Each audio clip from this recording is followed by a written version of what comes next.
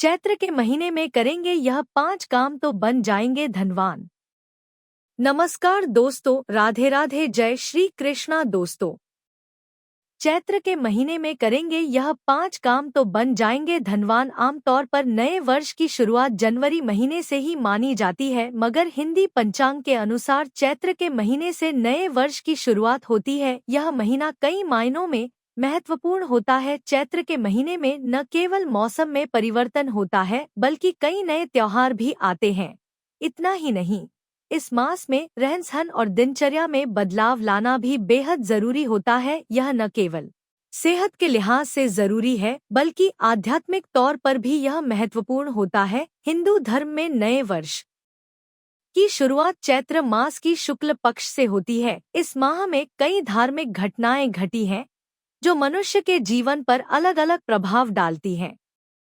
चैत्र का महीना धर्म कर्म के साथ ही सेहत के मामले में भी विशेष सावधानी रखने वाला माना जाता है। इस वक्त वातावरण में गर्मी बढ़ जाने के कारण वायरस और बैक्टीरिया सक्रिय होकर लोगों में संक्रमण होने वाली बीमारियों को बढ़ावा देते हैं। इस महीने में चेचक होने की संभावना सबसे अधिक होती है, इसलिए आज हम आपको कुछ अचूक ज्योतिषी उपाय बता रहे हैं, जो आपके लिए बेहद कारगर साबित हो सकते हैं। तो चलिए इस महीने का महत्व जानते हैं और यह भी जानते हैं कि चैत्र मास में क्या करना शुभ होता है। कब से कब तक रहेगा चैत्र का महीना? पंडित जी कहते हैं, चैत्र मास के आखिरी दिन यानी पूर्णिमा पर चंद्रमा चित्रा नक्षत्र में उपस्थित होता है, इसलिए इस मास को चैत्र कहा गया है। इस वर्ष चैत्र का महीना 15 मार्च से शुरू होकर 12 अप्रैल तक चलेगा। आपको बता दें कि इस माह में कई त्योहार आते हैं, इसलिए इसे भक्ति का महीना भी कहा जाता है। दोस्तों, चैत्र के महीने को हिंदी कैलेंडर का पहला महीना माना गया है। पुराणों के मुताबिक चैत्र मास में ब्रह्मा जी ने सृष्टि की रचना की थी। इसी माह में जगतपिता भगवान विष्णु के पहले मत्स्य अवतार का जन्म हुआ था। उनका यह जन्म वेदों की रक्षा के लिए हुआ था और वह एक मछली के रूप में जन्मे थे। पृथ्वी पर जन्मे पहले नर मनु की नौका को भी भगवान विष्णु ने असुरों से बचाया था। चैत्र माह में देवी शक्ति का अवतरण भी हुआ था, इसलिए इस माह में चैत्र नवरात्रि भी धूमधाम से मनाई जाती है। यह पर्व 9 दिन मनाया जाता है। नवरात्रि के 9वें दिन भगवान विष्णु के 7वें अवतार भगवान श्री राम का जन्म दिवस भी होता है, इसलिए इस पर्व को राम नवमी कहा जाता है।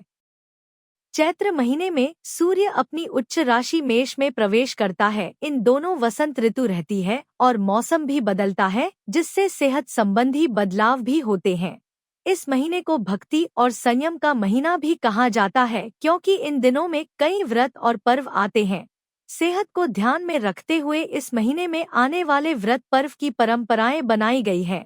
इस महीने में सूर्योदय से पहले उठकर ठंडे पानी से नहाना चाहिए। इसके बाद उगते हुए सूरज को अर्घ्य देकर दिन भर में एक बार ही खाना खाना चाहिए। ऐसा करने से बीमारियों से बचे रहते हैं और उम्र भी बढ़ती है। यह बातें पुराणों के साथ ही आयुर्वेद ग्रंथ में कही गई है। पौराणिक मान्यता अनुसार ब्रह्मा जी ने चैत्र शुक्ल प्रतिपदा से ही सृष्टि की रचना शुरू की थी। मित्रों, इसी दिन भगवान विष्णु ने दशावतार में से पहले मत्स्य अवतार लेकर प्रलय काल में जल में से मनु की नौका को सुरक्षित जगह पर पहुंचाया था। प्रलय काल खत्म होने पर मनु से ही नई सृष्टि की शुरुआत हुई। सनातन काल गणना में चैत्र महीने के शुक्ल पक्ष की पहली तिथि से ही नव वर्ष शुरू होता है, क्योंकि ब्रह्मा और नारद पुराण के मुताबिक इसी दिन ब्रह्मा जी ने सृष्टि की रचना की थी। सृष्टि की रचना के करीब 2 अरब साल बाद सम्राट विक्रमादित्य ने नया संवत चलाया। यह उसी दिन से शुरू होता है जिस दिन सृष्टि बनी थी। ब्रह्मांड पुराण में इस तिथि को नए संवत्सर की पूजा करने का विधान बताया गया है। तिथि और पर्व तय करने वाले ग्रंथ निर्णय सिंधु, हेमाद्रि और धर्म सिंधु में स्थिति को पुण्यदायी कहा गया है। इस तिथि को युगादि कहा जाता है, यानी इस दिन से सतयुग की शुरुआत हुई थी। इस विक्रम संवत में 2 तरह से महीनों की गिनती होती है। महाराष्ट्र, गुजरात और दक्षिण भारत में अमावस्या खत्म होने के बाद नए महीने की शुरुआत होती है। वहीं उत्तर भारत सहित ज्यादातर जगहों पर पूर्णिमा के अगले दिन से नया महीना शुरू होता है। इसी कारण होली के अगले दिन नया महीना तो लग जाता है, लेकिन हिंदू नव वर्ष महीने के 15 दिन बीतने के बाद शुरू होता है। दोस्तों, आइए जानते हैं चैत्र के महीने में किए जाने वाले इन 5 उपाय के बारे। 1. चैत्र के महीने में नीम के पेड़ की पूजा करें और नीम की पत्तियों का सेवन भी करें।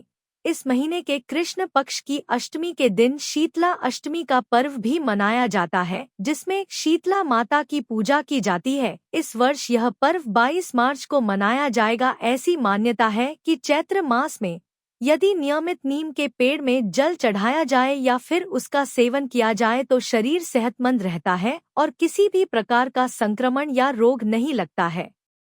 2. चैत्र के महीने में सूर्य देव की पूजा करना बहुत ही शुभ होता है। इस माह में सूर्य की पूजा करने से आपके जीवन में ज्ञान का प्रकाश आता है। इतना ही नहीं, आपकी कुंडली में यदि सूर्य दोष है तो वह भी दूर हो जाता है। इस माह नियमित रूप से सूर्य को अर्घ्य दें। सूर्य को अर्घ्य देने के लिए आप जल में गुड़हल का फूल और लाल चंदन मिला सकते हैं।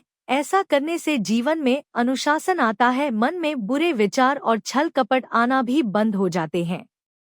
3. इस माह आपको भगवान विष्णु की पूजा और आराधना भी जरूर करनी चाहिए। इस माह आपको भगवान विष्णु के मछली के स्वरूप की पूजा करनी चाहिए। मछली पालना और उसकी सेवा करना भी इस माह बहुत ही लाभकारी होता है। ऐसा करने से देवी लक्ष्मी भी प्रसन्न होती है, जिससे आर्थिक दशा भी सुधरता है।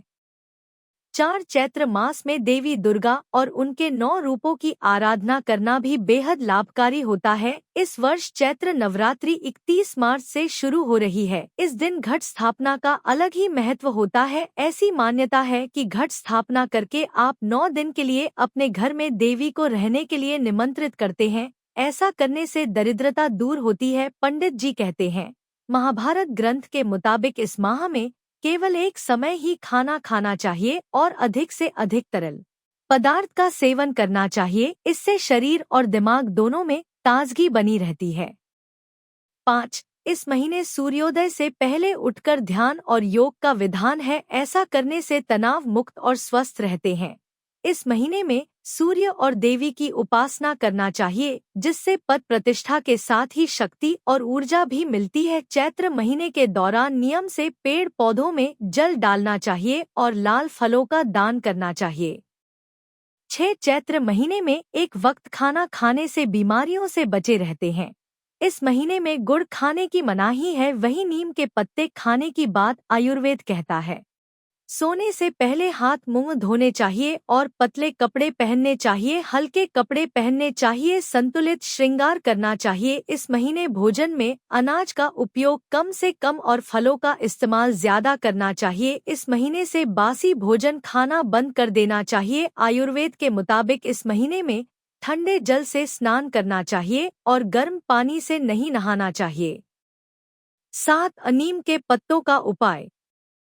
नीम के पत्तों को आयुर्वेद में सेहत के लिए बहुत ही लाभकारी बताया गया है। पूरे चैत्र के महीने में रोजाना सुबह खाली पेट नीम के पत्ते चबाएं। ऐसा करने से पेट के रोग आपसे दूर रहेंगे। इसके साथ नीम आपको संक्रमण के कारण होने वाले रोगों से भी बचाता है। चैत्र मास में नीम के साथ मिश्री या गुड़ खाना भी फायदेमंद रहता है। इसलिए गुड़ी पड़वा में लोग नीम चबाते हैं और गुड़ खाते हैं।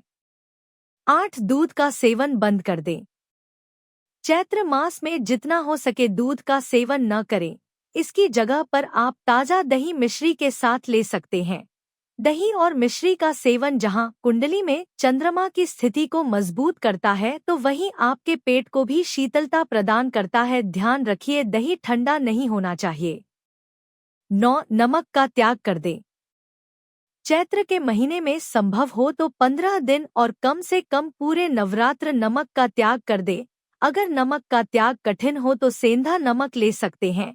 ऐसा करना जहां धार्मिक दृष्टि से आपको शुभ फल प्रदान करता है, तो वहीं जो लोग हाई बीपी के मरीज हैं उनके लिए कुछ दिन नमक छोड़ने रामबाण का काम करता है। 10. अधिक तला भुना भोजन न करें। चैत्र के महीने में लोगों का पाचन तंत्र कमजोर रहता है, इसलिए इन दिनों में अधिक तैलीय और मसालेदार भोजन से परहेज रखना चाहिए। चैत्र के महीने में अपच संबंधी परेशानी, बमन की समस्या अधिक होती है। इस महीने हल्का भोजन करना चाहिए और हो सके तो रात का भोजन न करें या फिर जरूरी हो तो सिर्फ तरल चीजों को प्रयोग करें। 11. सकारात्मक ऊर्जा के लिए करें यह उपाय। चैत्र मास में चारों तरफ के वातावरण में काफी उदासी छाई रहती है। पतझड़ के कारण आसपास के माहौल का रंग काफी फीका रहता है, इसलिए कभी कभी मन में उदासी या फिर निराशावादी विचार बढ़ने लगते हैं। घर में सकारात्मक ऊर्जा का संचार बने, इसके लिए रोजाना धूमन और कपूर और नीम के सूखे पत्ते जलाएं। ऐसा करने से आपके घर में सकारात्मक ऊर्जा बढ़ती है और हर प्रकार के अशुभ प्रभाव समाप्त होते हैं। दोस्तों, उम्मीद है आप सभी को वीडियो पसंद आई हो तो चैनल को सब्सक्राइब और वीडियो को लाइक जरूर करें। यह तमाम जानकारी जनरुचि को ध्यान में रख कर दी जा रही है। ज्योतिष और धर्म के उपाय और सलाहों को अपनी आस्था और विश्वास पर आजमाएं। वीडियो का उद्देश्य मात्र आपको बेहतर सलाह देना है। इस संदर्भ में हम किसी प्रकार का कोई दावा नहीं करते हैं। धन्यवाद।